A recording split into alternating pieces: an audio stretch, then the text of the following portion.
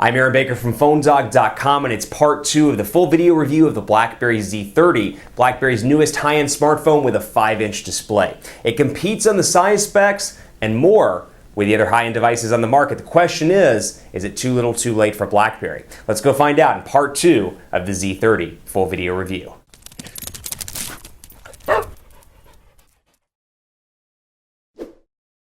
Part 2 of the review of the BlackBerry Z30, the big screened BlackBerry that's available in certain markets right now. Canada, coming soon to the US on Verizon Wireless. It brings the 5-inch form factor to BlackBerry and gives an alternative over the Android devices and Windows Phone devices that are over, actually there's only one that's over 5 inches and it hasn't been released, but you get my point. 5 inches out of BlackBerry, 720p HD display here, it's a Super AMOLED display. Other specs include a 1.7 gigahertz dual-core CPU, 8-megapixel camera on the back with 1080p HD recording, 2,880 milliamp hour battery, 2 gigabytes of RAM, 16 gigabytes of internal storage, a micro SD card slot as well for expandable memory.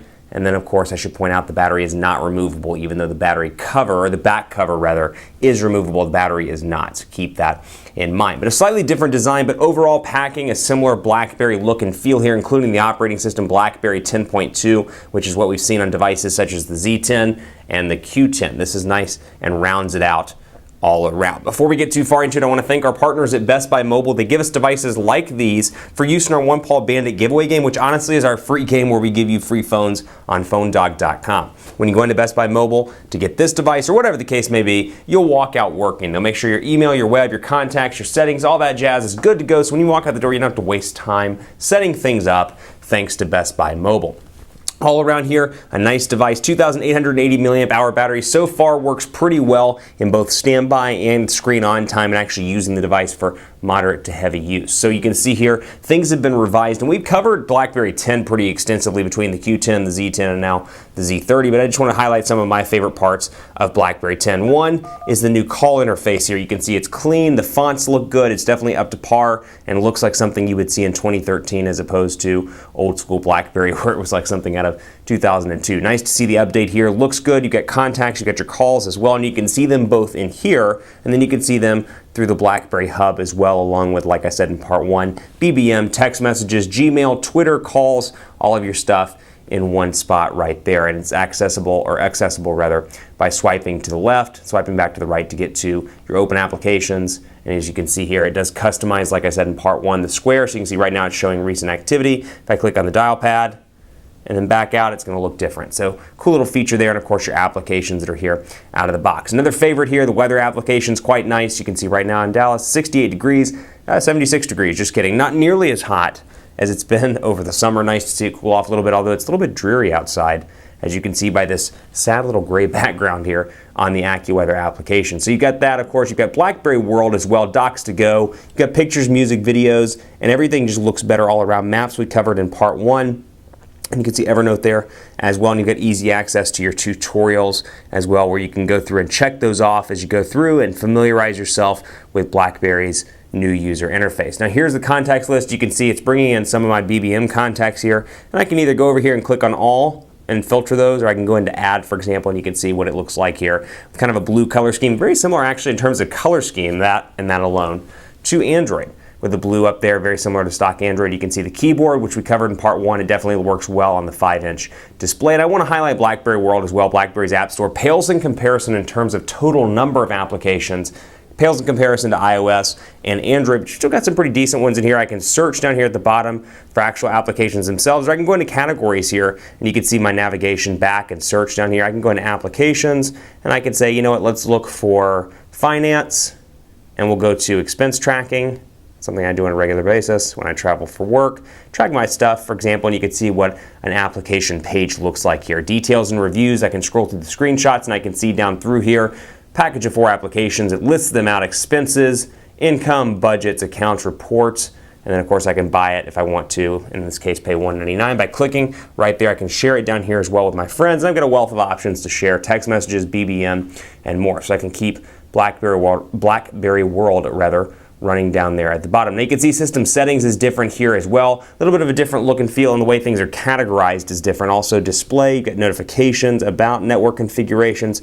But without further ado, I want to jump into the camera here, and you'll notice that when you're on the main screen, you've got quick access to your phone, search, and then the camera down here as well. It's an 8 megapixel camera, shoots video at 1080p, and I'll come down here and you can see I can hit the screen, it's going to snap the picture just like that. So snap the picture, and down here you can see I can switch the camera, I can change the shooting mode, go back, I can change flash, auto, ratio, and more just by clicking right there. And then of course I've got the option here to do camera or this, which you can see right here, to maximize, and I actually don't have any faces to take pictures of right now, but you can see that that feature is there as well, and will maximize the, and get your best face out of the gate. So switch camera, shooting mode, auto, and you can see the different scenes here: action, whiteboard, night, beach, or snow.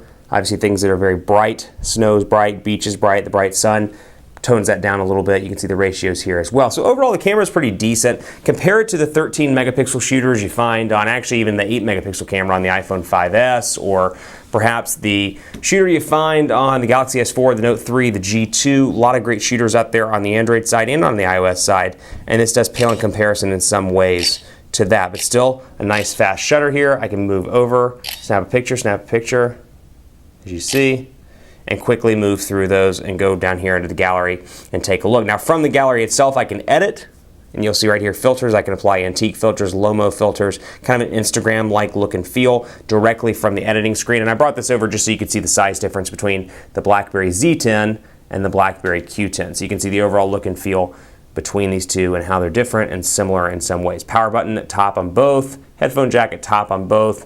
Overall the sides look very similar here with the volume buttons, and of course this quick access button to your shortcut, or quick access button rather, is to your voice activation, and that's there as well. So overall nice to have a bigger display here. And you've got Story Maker as well, which is something I want to highlight. Create a new story here. We'll do this live on camera, and you can see my media. Let's create a story between these 6 pictures, for example.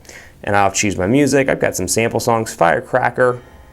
If you like HTC Zoe on the HTC One, or the Zoe, the blink feed, not the blink feed, I'm sorry, the Zoe capabilities, I can do this, and it kind of creates a similar setup here with the pictures.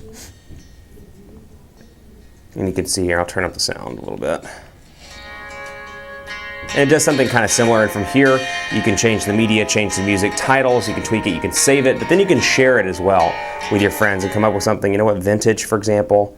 Change the music a little bit, change the overall look and feel. So again, if you like that Zoe capability, you've got that on the BlackBerry Z30. Storyboard is one of the most underappreciated, in my opinion, or at least under talked about, if you will, applications. That's really loud. I'm going to go ahead and cut that out so we can talk together. But one of the most under talked about, if you will, or underappreciated applications on BlackBerry. I find that to be exceptionally useful. Great for sharing quick videos with your friends or posting those, be it Facebook, etc.